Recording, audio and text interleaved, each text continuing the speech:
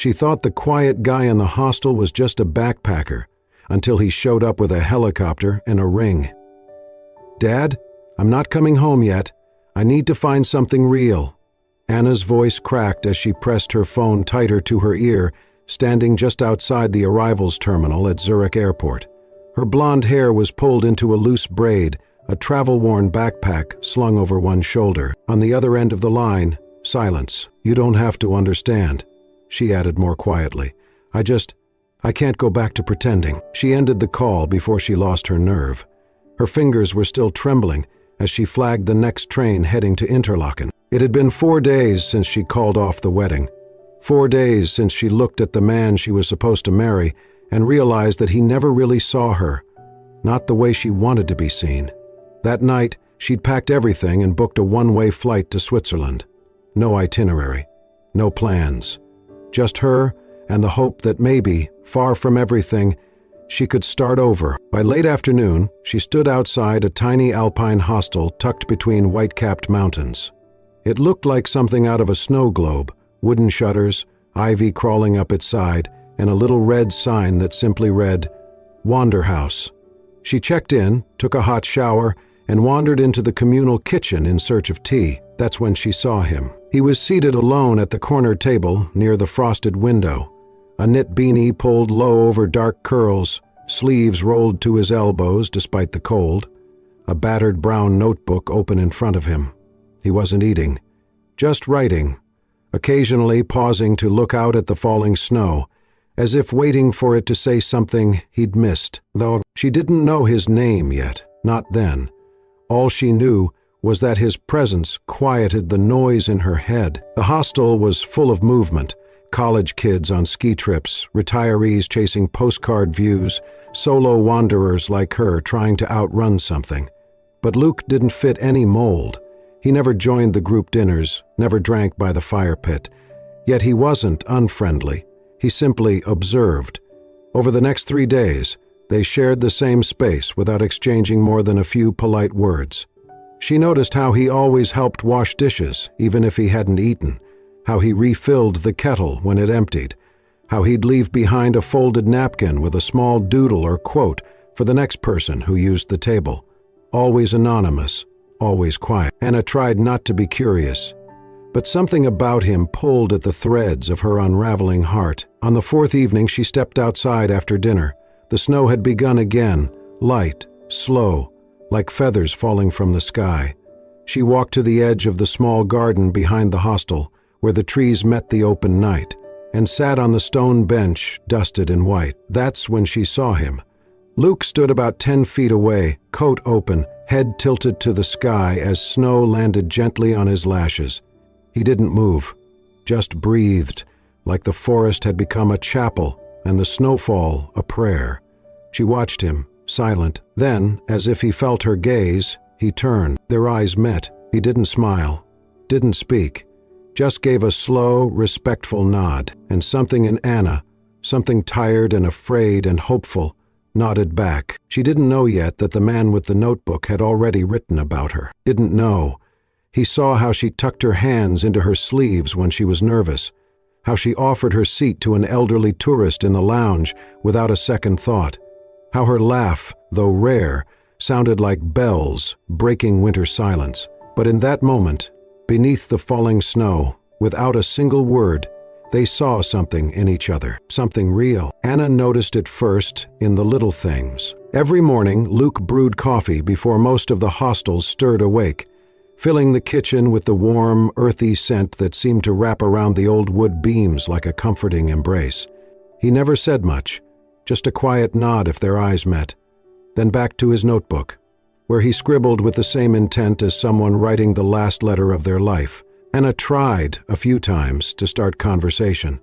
A comment about the snow, a joke about the crowded hostel fridge. Luke would answer short, polite replies, but the moment her words stretched longer than necessary, his gaze would drop, and his hand would return to his pen like a safety net. She could have let it go, but then she fell. It was her second attempt at skiing. She had taken a beginner's trail, too confident after one successful morning. She hit a patch of ice, tumbled hard, and twisted her ankle just enough to leave her limping back to the hostel, pride bruised and skin scraped raw. That night she sat on her bed with a cold compress when a knock came at the door. No voice.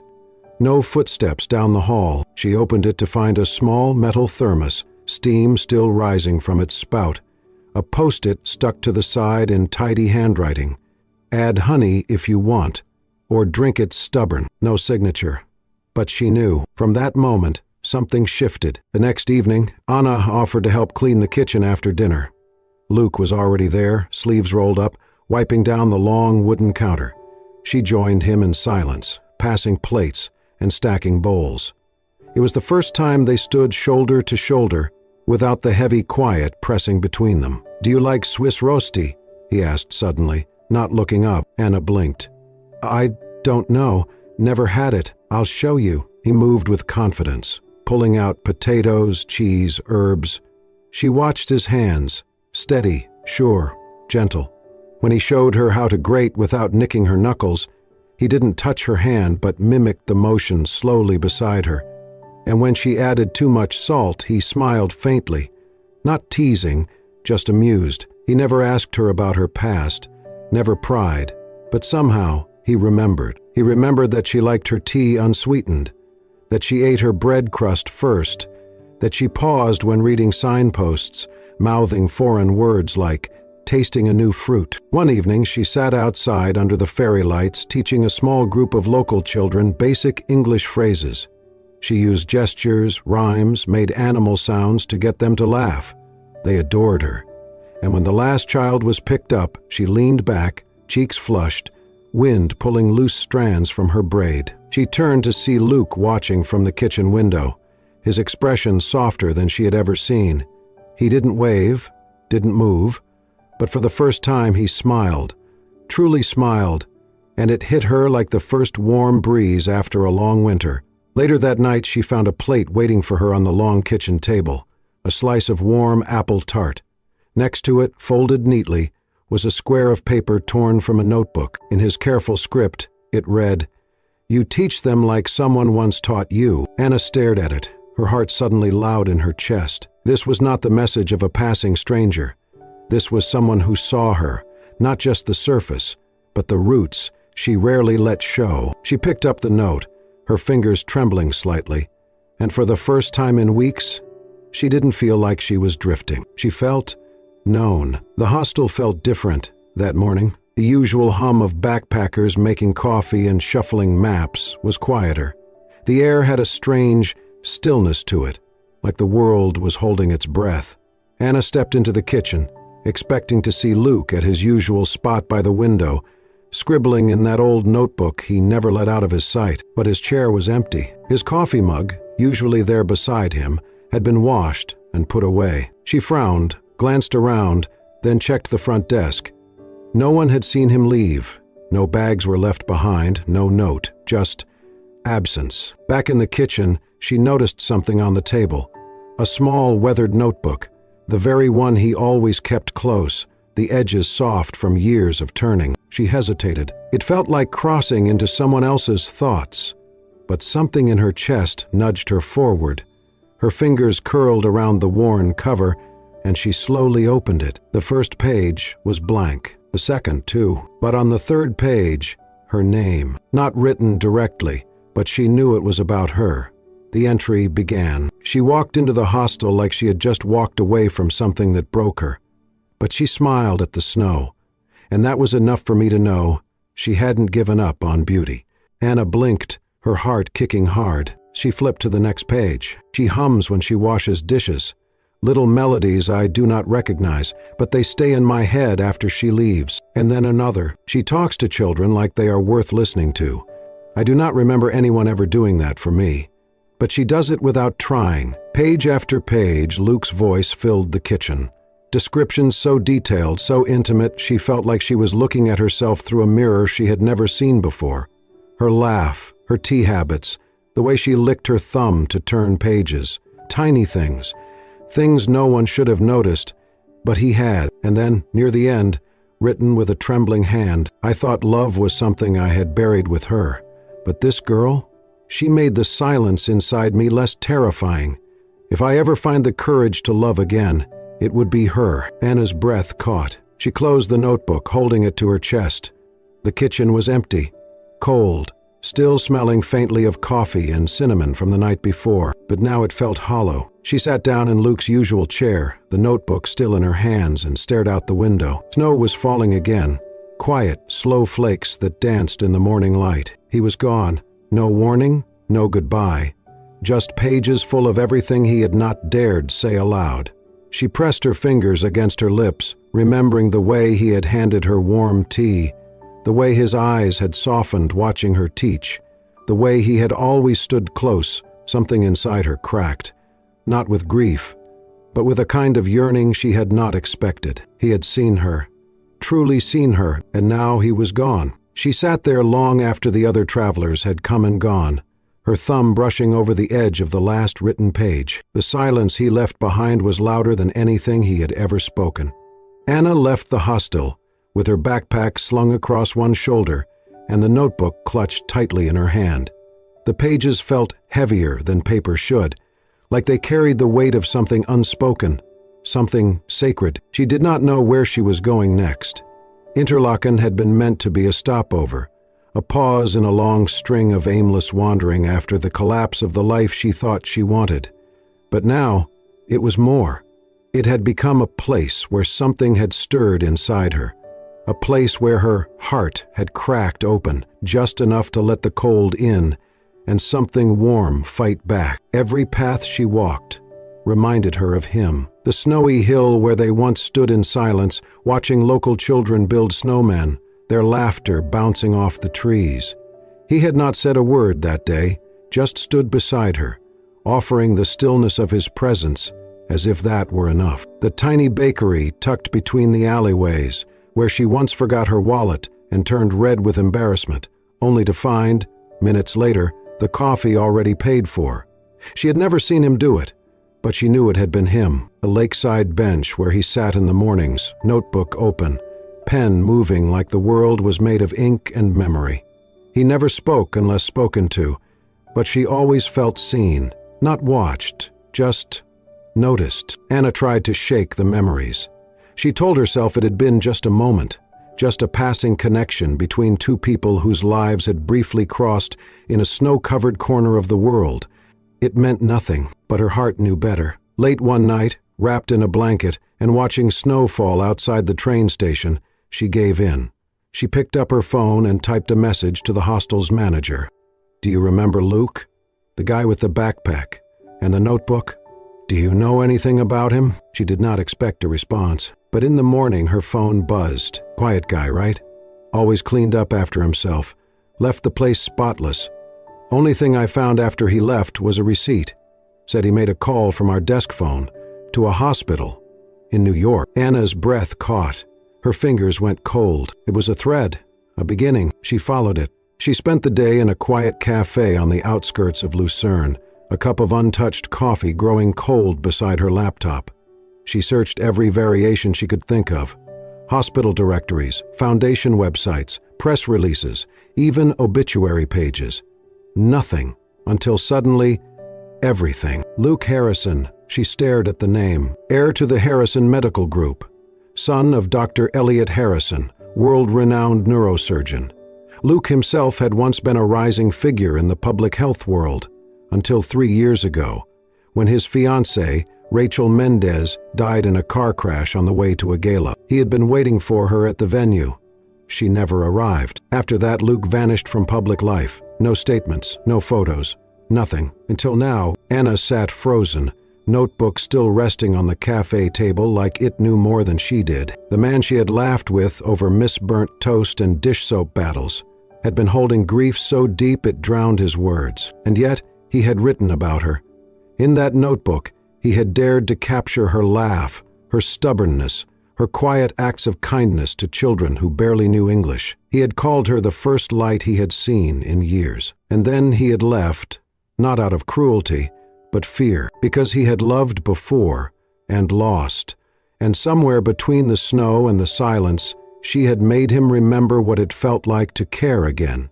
Anna's hands trembled as she held the notebook. This was not just about romance. This was about trust, about healing, about two people who had run from pain and somehow collided into something fragile and rare. Luke had given her more than his words. He had given her a choice, and now it was her turn to choose whether she would let that gift slip through her fingers or chase down the man who had once believed in forever and was quietly asking if maybe, just maybe, it could still exist. The snow fell lightly that morning, just enough to kiss the tips of Anna's boots as she sat on a quiet hill outside the village. The air was still, the kind that held its breath before something changed. She had her notebook open in her lap, the one she had begun the day Luke disappeared. The pages were filling slowly, mostly with questions she had not found the courage to say aloud. Why did he leave? Why did he write about me? And why did it feel like he had taken something of mine with him? Something I had not known I needed until it was gone. She was halfway through a sentence when her phone buzzed beside her. One message, no number. It said only 2 words, "Look up." Anna blinked, her heart immediately thudding. She lifted her gaze, squinting into the white sky. At first, she saw nothing. Then, the distant thump of rotor blades. The clouds parted slightly, and a small, sleek helicopter emerged, slicing through the snow-dusted air. It circled once, then slowly descended toward the open stretch of field beside the hill. Anna stood slowly, breath caught in her throat, the wind from the landing blades whipping her hair across her face. The door opened, and there he was. No backpack, no notebook, no shadows under his eyes. Just Luke. He stepped out, dressed not in worn jeans and hiking boots, but a tailored black coat, dusted lightly with snow. In his right hand, a small velvet box. Anna stood frozen, the journal still clutched in her hands. He approached, his step steady, not hurried, as if he had rehearsed every movement in his mind 1,000 times. When he reached her, he stopped. The silence was thick with memory, with all the things they had not said and all the things that still could be said. Luke's voice broke the stillness. "I lost her because I was afraid," he said. "Afraid to love again. Afraid that if I let anyone in, I'd lose them too." He took a slow breath, eyes never leaving hers. "But then I met you, and it was quiet. It was never loud, never fast, but it was real." He lowered himself onto one knee in the snow. Anna gasped, her hand covering her mouth. Luke opened the box. Inside, nestled in soft velvet, was a simple ring. No diamond, just a smooth silver band engraved with one line from the notebook. The world got softer when she smiled. "I came back," he said, "because I'm not afraid anymore. I don't want the version of life I thought I had to live. I want the one that finds me in hostels and snowstorms. I want the one with you." He paused. "Will you let this be our real story?" Anna's eyes blurred with tears. She looked at him, not the heir to a medical empire, not the man who had once vanished, but the boy who had quietly watched her teach children, who had left hot tea by her door, who had seen her in a way no one else had. She knelt, too, and whispered, "I was waiting for you to come back. Not for the ring, just for you." Luke smiled, his eyes bright, his shoulders finally unburdened. They stood together in the snow, the box now closed between them, not as a promise of forever, but as a sign they were ready to begin. Not a new chapter, but the first one written with both their hands. 2 months later, the snow had melted just enough to reveal wildflowers scattered across the green hills. The sky above was clear and unbroken, a vast, crisp blue that seemed to stretch forever, framing the jagged ridges of the Swiss Alps like a silent cathedral. There was no golden aisle, no chandeliers, no champagne flutes, only the wind rustling through the pine trees and a quiet clearing high up the mountain where Anna and Luke stood, hand in hand. Anna wore no wedding dress, just a soft ivory sweater, a wool skirt that fluttered around her knees and hiking boots laced with silver ribbon that she had threaded herself that morning. Her golden hair was braided loosely, dotted with tiny white blossoms picked by the children she had once taught during her time in the village. There was no veil, no jewels, no bouquet to throw, but there was light in her eyes that no diamond could match. Luke stood beside her, not in a tuxedo but in well-worn boots and a navy blazer that fit him like memory. His white shirt was open at the collar, and around his neck, tied slightly crooked, was a tie given to him by one of the Hostel kids, blue and frayed at the edge. He wore it like a crown. The ceremony was as unpolished as it was perfect. There were no flower arrangements or calligraphy signs, only a circle of children holding daisies, a few friends from the hostel, and Mr. Klaus, the hostel manager, wiping his eyes behind a pair of old glasses. He held the ring Luke had chosen from a local craftsman, simple, silver, and etched with the words, "Our story begins here." No one gave Anna away. No one led her down an aisle, because she had walked herself through heartbreak and job loss, through canceled flights and hostel beds, through foreign towns and lonely mornings, and had arrived here entirely by her own will. The wind stilled as Luke turned to face her. He took her hands, his palms warm, rough from days of quiet effort. He glanced down, took a breath, and looked back into her eyes. "You reminded me that love doesn't always scream," he said, voice steady and low. "It doesn't have to knock down doors or show up with fireworks. Sometimes it just brings you tea without asking. Sometimes it listens, without needing to fix anything. Sometimes it writes about the way you smile when no one's looking.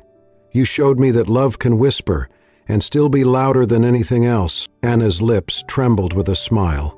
She squeezed his hands and answered, her voice soft but certain. "You didn't show up with a sword or promises. You didn't try to rescue me.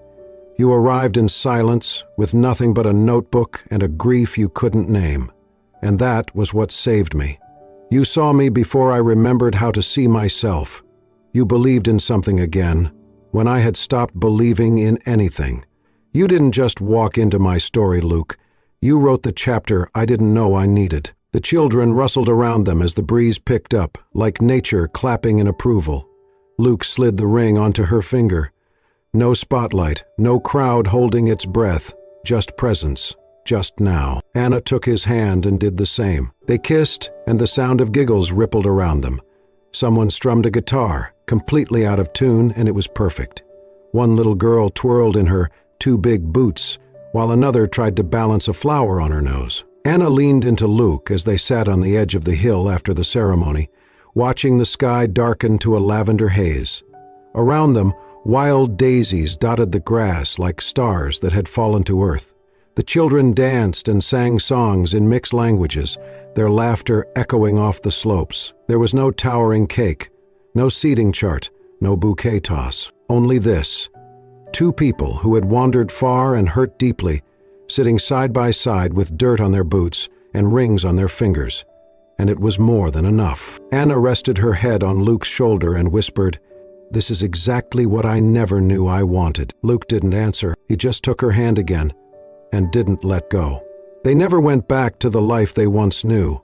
Anna and Luke never moved into a house with trimmed lawns and weekend grocery lists. They never signed up for gym memberships or argued over interior paint.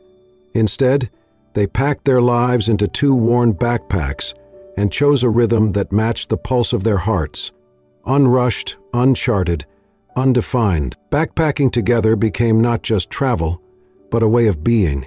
Mornings began with lukewarm coffee at forgotten stations, steam rising like promises in the crisp air. They didn't know where they'd end up that evening, and they liked it that way. Some nights were spent in hammocks tied between palm trees, others in dusty village inns, where roosters served as alarm clocks and ceilings creaked with secrets. They followed kindness, not maps. In Portugal, they helped an old doctor who spoke more to his memories than to people. He missed his granddaughter and didn't know how to use email. Over flaky pastries, Luke helped him log into an account while Anna wrote the first message for him. "Hi, Emily, Grandpa here. I still remember how you laughed at clouds." He cried when he hit send. In a remote village in Georgia, they found a lost boy during a harvest celebration. His small hands trembled until Anna crouched beside him, gently asking his name. Luke spotted a woman in the distance, her eyes wild with fear. Minutes later, mother and son embraced, while Luke and Anna watched silently, hearts swelling in the simplicity of reunion. They did not ask for anything in return, only stories. Anna began writing. At first it was in margins, scraps about the way Luke tilted his head when thinking, or the cadence of laughter they heard from strangers in markets. But on a quiet evening beneath the stars of a Turkish coastline, Luke handed her his old notebook, the one from Interlaken. The pages were weathered, ink smudged in places. She opened it, gently. At the very back he had written, "Finish what I started." So she did. She pieced together his words, added her own memories, gave shape to a love story that had not been planned, but had been deeply lived. She called the book The Boy with the Quiet Eyes, a tribute not just to Luke, but to every quiet love that saves without shouting. It was not written for fame, but stories, when real, find their way. The book traveled faster than they did, through word of mouth, backpackers' exchanges, hostel shelves, and therapist waiting rooms. Readers said they saw themselves in those pages, that someone had finally written what love really felt like. When it hit bestseller lists, they were in Vietnam, sharing dumplings on a street corner. A stranger approached them, tears in her eyes, holding a worn copy of the book. She said nothing, just smiled. That was enough. That night, as rain danced lightly on the tin roof above them, Luke reached into his pack. He handed Anna a new notebook, leather-bound, still pristine. "No words yet?" she asked. Luke shook his head. "Your turn to write us." Anna cradled it in her hands, heart thudding. Around her was a world she hadn't planned, a man who had once written about her when she didn't believe in love, and the quiet certainty that this life, unscripted, tender, wild, was her real story. She opened to the first page and began. "This is not a story about finding a person. This is a story about becoming one, and choosing to walk with someone who doesn't lead or follow, but stays beside you when the road disappears." 1 year later, the mountains of Interlaken looked exactly the same. Snow-kissed peaks, the chill of wind sweeping through valleys, and the quiet rhythm of hostel life rolling on. But Anna and Luke were no longer the same people who had once passed through these doors, carrying old wounds and silent hearts. The wooden sign of the hostel creaked in the breeze as they stepped inside, backpacks worn but eyes bright. The lobby still smelled of pine and cinnamon, and the same creaky floorboard near the reception still complained under weight. But something had changed, something gentle and glowing, like the way a place welcomes back those who once called it home. In the common kitchen, the tables were familiar, the mugs mismatched, just like before. A young woman with auburn hair sat curled up in the corner seat, Anna's old favorite spot. She had tear-streaked cheeks and a wrinkled photo of a man clutched in her hand. She did not look up when they entered. Anna paused for a moment, watching the girl. Then she filled a kettle, brewed a simple herbal tea, and carried it across the room.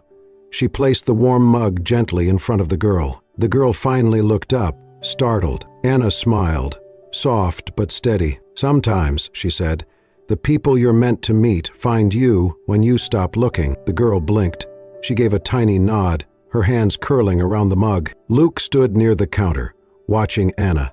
His gaze wasn't full of longing or surprise anymore. It was full of peace, like looking at something precious you already hold. They spent the evening helping out around the hostel. Anna reorganized the bookshelf, laughing softly at how many new copies of The Boy with the Quiet Eyes were there. Luke fixed a broken door hinge and taught a teenage traveler how to sharpen hiking knives safely. That night, the hostel gathered by the fireplace for shared stories, just like they used to. Travelers spoke in half-broken English, and laughter crossed language barriers. Anna sat beside Luke on the rug, her head leaning on his shoulder, her hand in his. Toward the end of the evening, the hostel owner, now gray-haired and always smiling, stood and gestured toward the far wall. "Before anyone leaves," she said warmly, "you should see something we've added." Everyone turned. There, framed in dark cedar, hung an old notebook. The leather was worn, the corners frayed. Below it, a small brass plaque read, "Quiet stories matter. One of them began here." Gasps and murmurs rippled through the crowd. Anna looked at Luke.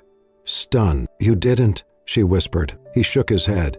"It wasn't me." The owner walked over to them, eyes kind. "After your book came out," she said, "people kept asking if it was real. So we found the notebook you left and we framed it to remind people that every quiet person in a hostel might be carrying something beautiful." Anna's eyes glistened. She stood slowly and approached the frame. She read the first line, now faded but still legible. "If I ever find the courage to love again, it would be her." Behind her, Luke placed a hand on her back. In that moment, there were no words that needed saying. Later that night, as snow began to fall again outside the window, Anna and Luke sat in the same seats they had occupied a year before, the same little kitchen, the same shared silence. But now, it was full of understanding. Anna held a pen in her hand. A new notebook lay open in front of her. Luke looked at her, his voice low. "Another story?" She nodded. "Yes, but this one starts right where the last one paused." And so, in the same hostel where it all began, with the scent of tea in the air, the hum of soft conversations nearby, and a young girl quietly sipping hope from a ceramic mug, Anna began to write again. Not for the world, not even for the book, but for them, for the love story that did not crash like lightning, but fell like snow, quiet, certain, and real. If this story touched your heart, made you smile, or reminded you that love often arrives in the quietest ways, then this is just one of many we have for you. At Horensprechen Stories, we believe in the power of tender, soul-stirring tales. Stories of second chances, silent courage, and love that doesn't need to shout to be heard. Don't forget to like, comment, and most importantly, subscribe to Horensprechen Stories for more heartfelt journeys like this one, because sometimes the story you need finds you when you least expect it. See you in the next one.